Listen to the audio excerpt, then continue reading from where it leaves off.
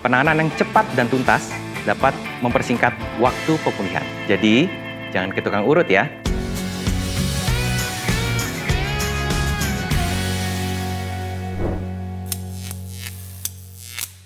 Halo viewers, apa kabar? Semoga semuanya dalam keadaan baik ya.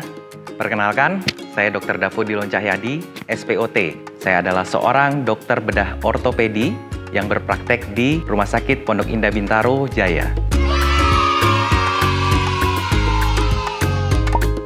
Saya menamatkan studi kedokteran umum dan spesialis ortopedi di Fakultas Kedokteran Universitas Pajajaran. Kemudian saya melanjutkan mengambil fellowship Ankle and Foot Surgery di Klinik Formaste, Jerman. Mungkin viewers sering mendengar kata-kata ortopedi. Jadi dokter ortopedi tidak hanya menangani patah tulang saja ya, tapi juga mengenai cedera pada otot, ligamen, tulang, maupun persendian.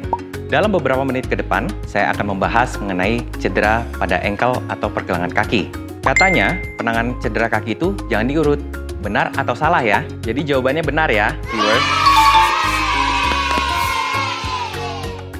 Jadi kalau mengalami cedera pergelangan kaki, kita harus mengenal istilah PRICE. Apa itu PRICE? P yang pertama adalah protection, artinya kita harus melindungi kaki kita. Yang kedua adalah rest, artinya kita harus mengistirahatkan kaki yang sedang cedera.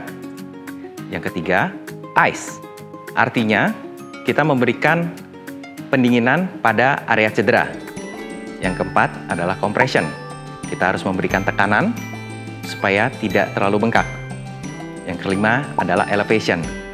Artinya kita harus meninggikan bagian yang cedera lebih tinggi dari area jantung kita pada saat istirahat. Jika dalam 3 hari tidak ada perbaikan, maka viewers sebaiknya segera ke dokter ortopedi ya. Penanganan yang cepat dan tuntas dapat mempersingkat waktu pemulihan dan mengurangi resiko kekambuhannya di masa yang akan datang. Jadi, jangan ke tukang urut ya. Oke, jadi informasi pertama sudah clear ya. Kita masuk ke informasi kedua.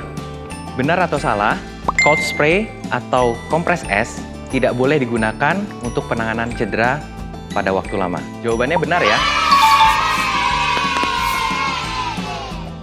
Viewers tentunya pernah menyaksikan bahwa pemain bola di tackle jatuh. Tim medis biasanya menyemprotkan spray pada area yang cedera. Ternyata spray atau semprotan yang digunakan itu hanya menawarkan rasa dingin dan hanya bersifat sementara. Karena sifatnya yang dingin, cold spray itu sering disamakan dengan kompres es.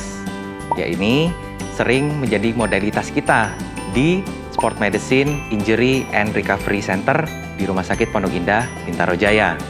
Namanya cryoterapi untuk mengurangi peradangan sementara. Tapi ingat ya, ini tidak boleh digunakan terlalu lama karena dapat merusak kulit atau yang sering disebut dengan cold burn. Juga produk ini tidak boleh digunakan pada orang yang memiliki alergi dingin atau digunakan pada luka terbuka maupun patah tulang. Jadi, cold spray hanya bisa digunakan pada bagian yang memar. Sebelum masuk ke informasi ketiga, sebaiknya subscribe dulu ya. Jangan lupa like and share video ini ya. Sekarang kita akan masuk informasi yang ketiga. Banyak yang mengatakan bahwa cedera kaki harus ditangani dengan operasi. Jawabannya salah ya. Jadi penanganan cedera kaki tidak harus selalu dioperasi kok. Penanganannya meliputi wawancara, kemudian pemeriksaan fisik, apakah pemeriksaan penunjang, seperti foto ronsen, CT scan, maupun MRI. Kemudian kita baru menentukan apakah ini penanganan secara konservatif, artinya tidak dioperasi, maupun nanti apakah harus dilakukan tindakan operasi.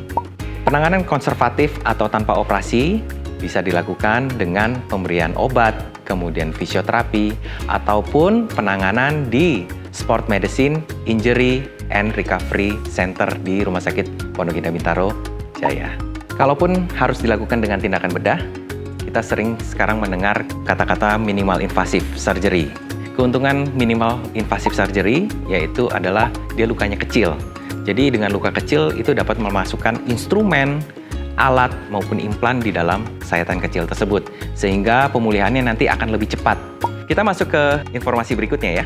Benar atau salah, jika kita sudah pernah keseleo, kita akan lebih rentan keseleo di tempat yang sama. Kalau ini jawabannya salah ya. mungkin saja penanganan sebelumnya kurang tepat, sehingga akan rentan terjadi cedera yang sama di tempat yang sama. Jadi jangan meremehkan keseleo ya. Mungkin saja bukan hanya cedera ligamen, otot, maupun tendon, tapi juga bisa terjadi adalah patah tulang atau retak. Apabila keseleo sudah terjadi berulang kali, maka tidak cukup untuk terapi konservatif saja.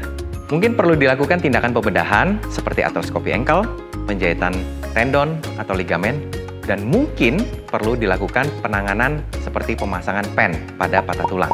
Jadi sangat penting menangani cedera dengan cepat dan tepat, sehingga mencegah kemungkinan cedera di kemudian hari. Nah, demikian pemaparan saya. Bila ada pertanyaan, tulis di kolom komentar ya. Sampai jumpa!